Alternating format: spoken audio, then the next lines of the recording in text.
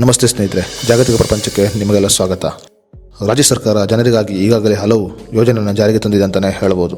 ಹೌದು, ಜನರ ಜೀವನ ಮತ್ತು ಭವಿಷ್ಯದ ಉದ್ದೇಶದಿಂದ ರಾಜ್ಯ ಸರ್ಕಾರ ಜನರಿಗಾಗಿ ಸಾಕಷ್ಟು ಯೋಜನೆಗಳನ್ನು ಜಾರಿಗೆ ತರುವುದರ ಮೂಲಕ ಜನರ ಮೆಚ್ಚುಗೆಗೆ ಕಾರಣವಾಗುತ್ತಿದೆ. ರಾಜ್ಯ ಸರ್ಕಾರ ಜಾರಿಗೆ ತಂದಿರುವ ಈ ಒಂದು ಯೋಜನೆ ಸಾಕಷ್ಟು ಜನರ ಮೆಚ್ಚುಗೆಗೆ ಕಾರಣವಾಗಿದೆ ಅಂತಾನೆ ಹೇಳಬಹುದು. ಹೌದು ಸ್ನೇಹಿತರೆ, ಕರ್ನಾಟಕ ರಾಜ್ಯ ಸರ್ಕಾರ ಮದುವೆಯಾಗುವ ಗಂಡು ಹೆಣ್ಣಿಗೆ ಗುಡ್ ನ್ಯೂಸ್ ನೀಡಿದೆ. ಹೌದು ಸ್ನೇಹಿತರೆ, ರಾಜ್ಯ ಸರ್ಕಾರ ತನ್ನ ಯೋಜನೆ ಅಡಿಯಲ್ಲಿ ಮದುವೆಯಾಗುವ ಗಂಡು ಮತ್ತು ಹೆಣ್ಣಿಗೆ 50,000 ನೀಡುವುದಾಗಿ ಆದೇಶವನ್ನು ಹೊರಡಿಸಿದ್ದು ಸದ್ಯ ಈ ಸುದ್ದಿ ಸಾಮಾಜಿಕ ಜಾಲತಾಣದಲ್ಲಿ ಬಹಳ ಟ್ರೆಂಡ್ ಆಗಿದೆ ಅಂತಾನೆ ಹೇಳಬಹುದು. ಹಾಗಾದರೆ ರಾಜ್ಯ ಸರ್ಕಾರ ಜಾರಿಗೆ ತಂದಿರುವ ಈ ಯೋಜನೆ ಯಾವುದು ಮತ್ತು ಯಾರಿಗೆ ಈ ಯೋಜನೆಯ ಹಣ ಸಿಗುತ್ತದೆ ಅನ್ನೋದ್ರ ಬಗ್ಗೆ ಸಂಪೂರ್ಣ ಮಾಹಿತಿಯನ್ನು ಈ ವಿಡಿಯೋದಲ್ಲಿ ನಾನು ನಿಮಗೆ ತಿಳಿಸ್ಕೊಡ್ತೀವಿ. ಅದಕ್ಕೂ ಮುನ್ನ ನೀವೇನು ನಮ್ಮ ಫೇಸ್ಬುಕ್ ಪೇಜ್ ಫಾಲೋ ಮಾಡಿಲ್ಲ ಅಂದರೆ ಈಗಲೇ ಫಾಲೋ ಮಾಡಿ, ಹಾಗೂ ಯೂಟ್ಯೂಬ್ ಚಾನಲ್ ಸಬ್ಸ್ಕ್ರೈಬ್ ಮಾಡಿಲ್ಲ ಅಂದರೆ ಈಗಲೇ ಸಬ್ಸ್ಕ್ರೈಬ್ ಮಾಡಿ.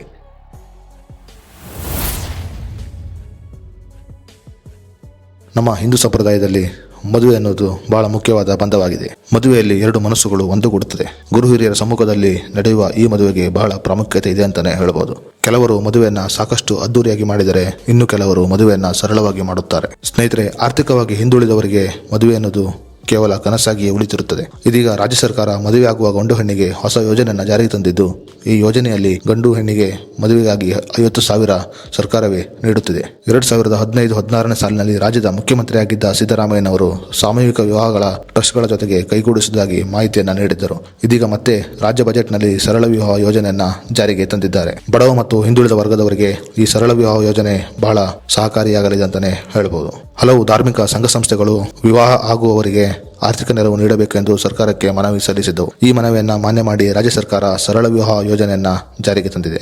ಈ ಸರಳ ವಿವಾಹ ಯೋಜನೆ ಅಡಿಯಲ್ಲಿ ಪರಿಶಿಷ್ಟ ಜಾತಿ ಮತ್ತು ಪಂಗಡದವರಿಗೆ ಮದುವೆಯನ್ನಾಗಲು 50,000 ರೂಪಾಯಿ ಸರ್ಕಾರವೇ ನೀಡುತ್ತದೆ. ಈ 50,000 ರೂಪಾಯಿ ಹಣವನ್ನ ನೇರವಾಗಿ ಅವರ ಖಾತೆಗೆ ಡಿಬಿಟಿ ಮೂಲಕ ಜಮಾ ಮಾಡಲಾಗುತ್ತದೆ. ಧಾರ್ಮಿಕ ಸಂಘ ಸಂಸ್ಥೆಗಳಲ್ಲಿ ಸಾಮೂಹಿಕ ವಿವಾಹ ಆದ ನಂತರ ಮದುವೆ ಮಾಡಿಸಿದವರ ಬಳಿ ಪ್ರಮಾಣ ಪತ್ರದ ಫೋಟೋ ಮೊದಲಾದ ದಾಖಲೆಗಳನ್ನು ಪಡೆದುಕೊಂಡು ಈ ಯೋಜನೆಗೆ ಅರ್ಜಿಯನ್ನು ಸಲ್ಲಿಸಬಹುದಾಗಿದೆ. ರಾಜ್ಯ ಸರ್ಕಾರದ ಈ ಯೋಜನೆ ಸಾಕಷ್ಟು ಜನರ ಅನುಕೂಲಕ್ಕೆ ಕಾರಣವಾಗಲಿದೆ. ಮಕ್ಕಳ ಮದುವೆ ಮಾಡಲಾಗದೆ ಕಷ್ಟಪಡುತ್ತಿರುವವರಿಗೆ ಸರ್ಕಾರದ ಈ ಯೋಜನೆ ಬಹಳ ಸಹಕಾರಿಯಾಗಲಿದೆ ಅಂತಾನೆ ಹೇಳಿದ್ರೆ ತಪ್ಪಾಗಲ್ಲ. ಸ್ನೇಹಿತರೆ, ಸರ್ಕಾರ ಜಾರಿಗೆ ತಂದಿರುವ ಈ ಯೋಜನೆ ಬಗ್ಗೆ ನಿಮ್ಮ ಅಭಿಪ್ರಾಯ ಮತ್ತು ಅನಿಸಿಕೆಯನ್ನು ನಮಗೆ ಕಮೆಂಟ್ ಬಾಕ್ಸ್ ಅನ್ನು ತಿಳಿಸಿ. ಮುಂದಿನ ವಿಡಿಯೋ ಜೊತೆ ಮತ್ತೆ ಸಿಗೋಣ. ನಮಸ್ತೆ.